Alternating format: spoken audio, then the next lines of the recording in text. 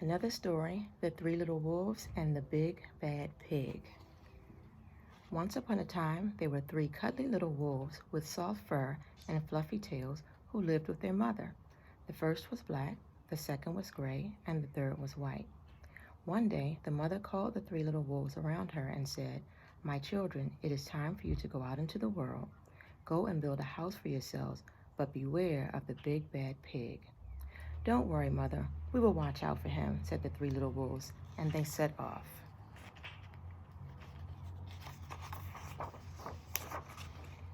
Soon they met a kangaroo who was pushing a wheelbarrow full of red and yellow bricks.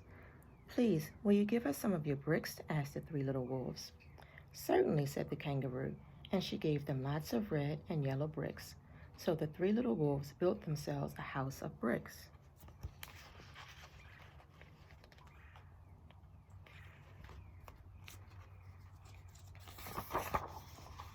The very next day, the big bad pig came prowling down the road and saw the house of bricks that the little wolves had built.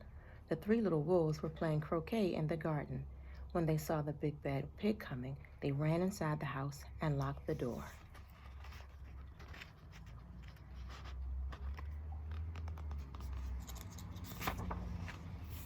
The pig knocked on the door and grunted, little wolves, let me come in."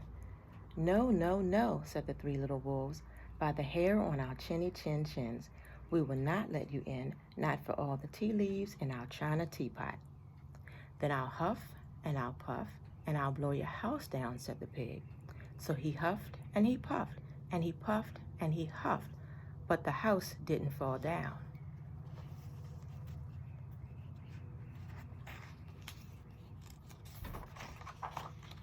But the pig wasn't called big and bad for nothing. He went and fetched his sledgehammer, and he knocked the house down. The three little wolves only just managed to escape before the bricks crumbled, and they were very frightened indeed.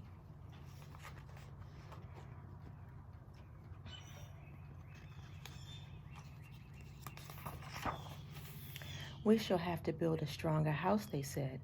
Just then, they saw a beaver who was mixing concrete in a concrete mixer. "Please, will you give us some of your concrete?" asked the three little wolves. "Certainly," said the beaver, and he gave them buckets and buckets full of messy, slurry concrete. So the three little wolves built themselves a house of concrete.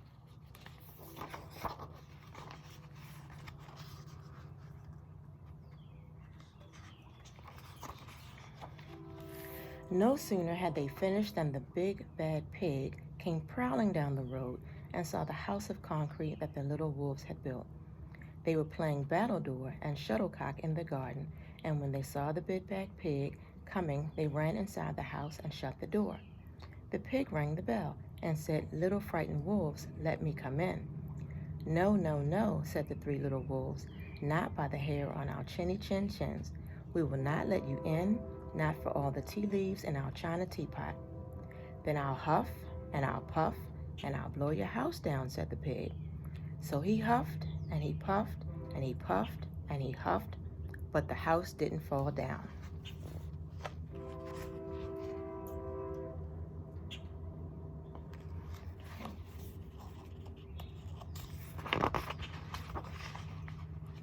But the pig wasn't called big and bad for nothing. He went and fetched his pneumatic drill and smashed the house down. The three little wolves managed to escape, but their chins were trembling and trembling and trembling.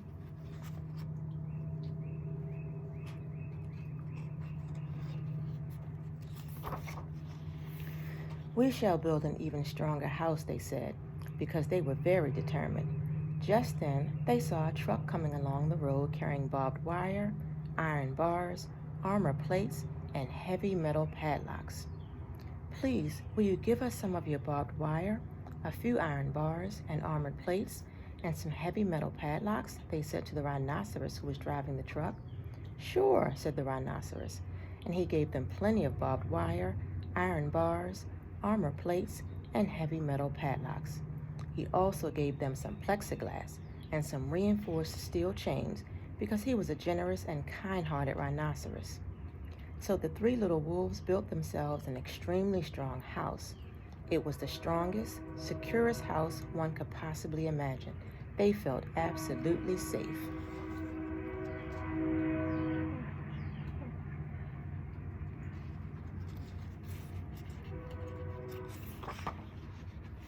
The next day, the big bad pig came prowling along the road as usual.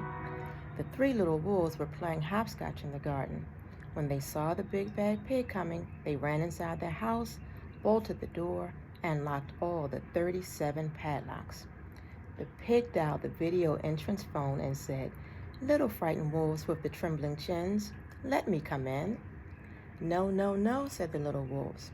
"By the hair on our chinny chin chins, we will not let you in, not for all the tea leaves in our china teapot." "Then I'll huff, and I'll puff, and I'll blow your house down," said the pig.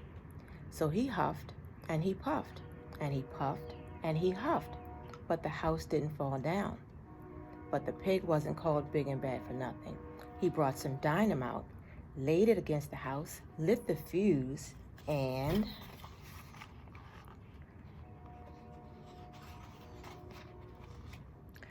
the house blew up.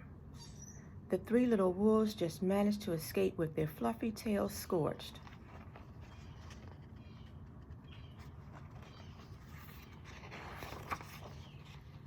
"Something must be wrong with our building materials," they said. "We have to try something different." But what? At that moment, they saw a flamingo coming along pushing a wheelbarrow full of flowers. "Please, will you give us some of your flowers?" asked the little wolves.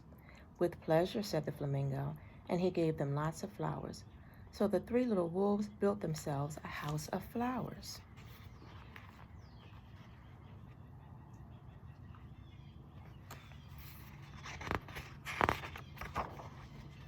But one wall was of marigolds, one of daffodils, one of pink roses, and one of cherry blossoms. The ceiling was made of sunflowers, and the floor was a carpet of daisies. They had water lilies in their bathtub and buttercups in their refrigerator. It was a rather fragile house, and it swayed in the wind, but it was very beautiful. Next day, the big bad pig came prowling down the road and saw the house of flowers that the three little wolves had built. He rang the bluebell at the door and said, "Little frightened wolves with the trembling chins and the scorched tails, let me come in."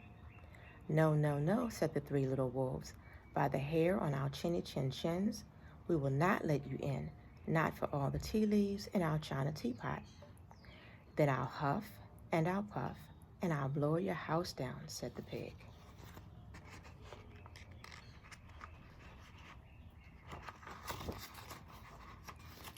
But as he took a deep breath, ready to huff and puff, he smelled the soft scent of the flowers. It was fantastic, and because the scent was so lovely, the pig took another breath and then another. Instead of huffing and puffing, he began to sniff. He sniffed deeper and deeper until he was quite filled with the fragrant scent. His heart grew tender, and he realized how horrible he had been. Right then, he decided to become a big, good pig. He started to sing and to dance the tarantella.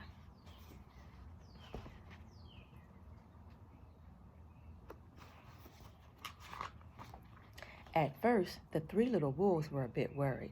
It might be a trick. But soon they realized that the pig had truly changed, so they came running out of the house. They started playing games with him. First they played pig pog, and then piggy in the middle. And when they were all tired, they invited him into the house.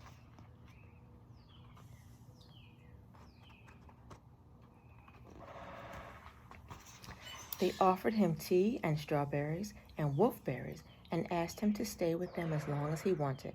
The pig accepted, and they all lived happily together ever after. Miss you. I'll read to you again soon.